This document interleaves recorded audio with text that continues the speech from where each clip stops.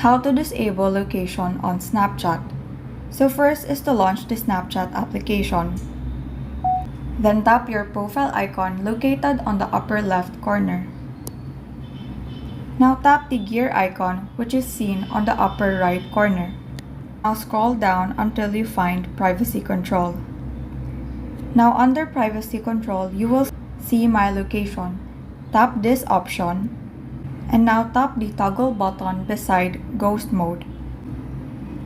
And this prompt will pop up providing you with options on how long you want the Ghost Mode to be enabled. So for this, I will select Until Turned Off option. So by enabling Ghost Mode, your friends in this account will not be able to see your location. So another way to turn off location on Snapchat is to head over to your settings application and then scroll down until you find the apps option. Use the search icon to search for Snapchat. Then select Permissions, tap Location, and select Don't Allow.